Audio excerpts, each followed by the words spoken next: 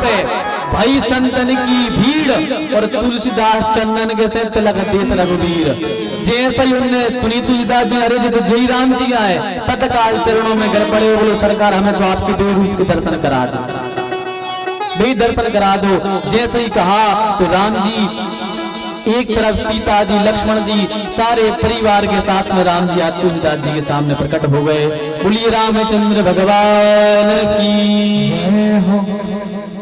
तो भाव यदि होगा तो आपको ठाकुर जी के दर्शन होंगे। बस आपके अंदर कैसा संकल्प है, आपके भाव अच्छे हैं तो ठाकुर जी किसी भी रूप में आएंगे, आप पहचान जाओगे। हनुमान जी ने सोचा आप दर्शन कैसे कराएं, तो हनुमान जी ने बोल दिया दोहा, चित्रकूट के घाट पे भाई संतन की भीड़, तुलसीदास चंदन घसे। तुलसीदास जी अब नो समझ जा, तुम चंदन घस रहे हो, तिलक देत रघुवीर, तिलक को नहीं लगा रहा रघुनाथ जी को।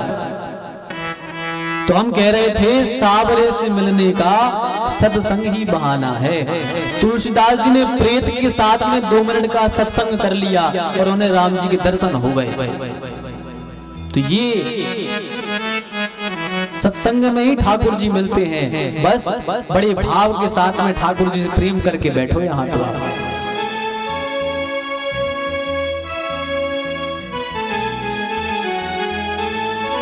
सच्चिदानंद रूपाय विश्वोत्पत्त्यादि हेतवे तापत्रय विनाशाय गोविंदाय नमो नमः। भागवत जी के महात्मा का पहला श्लोक है, सच्चिदानंद रूपाय विश्वोत्पत्त्यादि हेतवे। भगवान के स्वरूप का वर्णन किया है, भगवान कैसे हैं। सूत जी कह रहे हैं सच्चिदानंद रूपाय, भगवान के 3 रूप हैं, 3 रूपों को मिला दो तो सच्चिदानंद बन जाता है। कौन कौन से? सत्य, चित्त और आनंद, ये 3 रूप हैं भगवान के। सत्य माने होता है सत्य। सत्य कैसा सत्य? सत्य माने जो पहले था, आज है और आगे रहेगा, उसे ही सत्य कहते हैं। ये संसार में जितनी चीजें दिखती हैं ये सब असत्य हैं, इन सब का नाश होना है, पर सत्य केवल परब्रह्म परमात्मा ठाकुर जी ही हैं। हम कहें कि हम सत्य हैं तो 50 साल 100 साल जी करके हम भी चले जाएंगे, तो फिर सत्य कैसे रहे हम कहें कि ये वृक्ष लगे हैं, वृक्ष सत्य है, तो एक न एक दिन तो ये वृक्ष भी उखड़ करके जल जाएंगे। हम कहें मकान सत्य है, तो मकान भी एक दिन मिट जाने हैं। पहले कच्चे होते थे, अब पक्के हो गए, अब ये भी मिटेंगे, फिर दूसरे नए डिजाइन के बनेंगे। तो संसार में जो कुछ भी दिखता है ये सब नश्वर है, सब नष्ट होने वाला, ये सत्य नहीं है।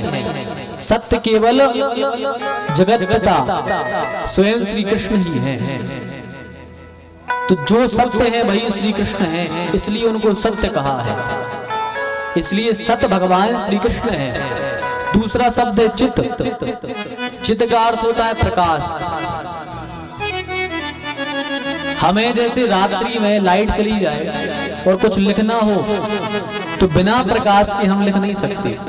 हमें टॉर्च चाहिए, मोमबत्ती जलानी है या फिर फोन की टॉर्च का उपयोग करेंगे जब लिख पाएंगे। पर भगवान का स्वरूप ही चित्त स्वरूप है, जिसे किसी की प्रकाश की आवश्यकता नहीं है। ये एक सूर्य है, ऐसे भगवान के रोम रोम में करोड़ों सूर्य लगे हुए हैं। भगवान को किसी प्रकाश की आवश्यकता नहीं है, वो स्वयं प्रकाशित है। वह चित्त भगवान श्री कृष्ण है। और तीसरा शब्द है आनंद। आनंद स्वरूप भी भगवान श्री कृष्ण ही है। आनंद कंद भगवान श्री कृष्ण है। इस संसार में आनंद नहीं है। हम सोचते हैं कि इस चीज में आनंद है, आनंद नहीं है।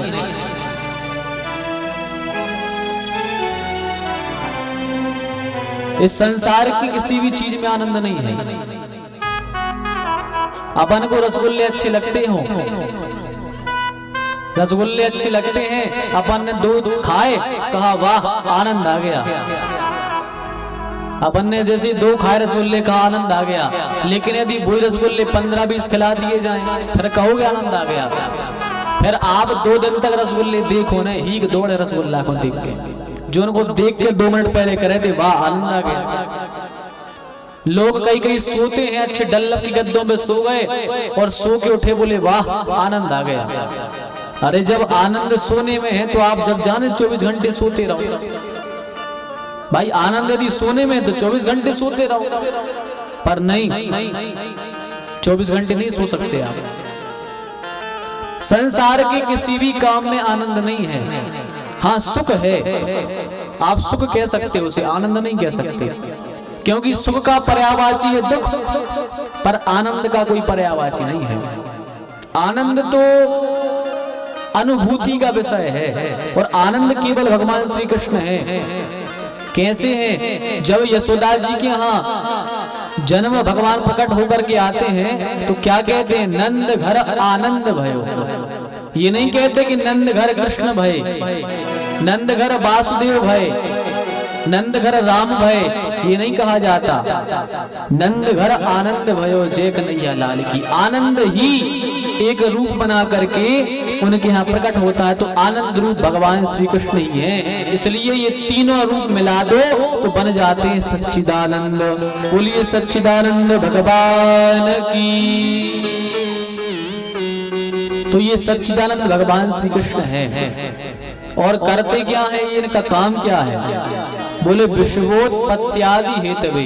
भगवान इस विश्व की रचना करते हैं, एक रूप में रचना करते हैं, एक रूप में पालन करते हैं, और एक रूप में भगवान इसका संहार कर देते हैं। ये इनका काम है। और बोले हरते क्या है? बोले तापत्रय विनाशाय। भगवान तीनों तापों को हर लेते हैं, दैहिक, दैविक और भौतिक, इन तीनों तापों को भगवान हर लेते हैं। ये इनका काम है। इसलिए सूत जी कहते हैं श्री कृष्णाय वयं नमः। हम सब मिल करके ऐसे भगवान सच्चिदानंद को प्रणाम करते हैं।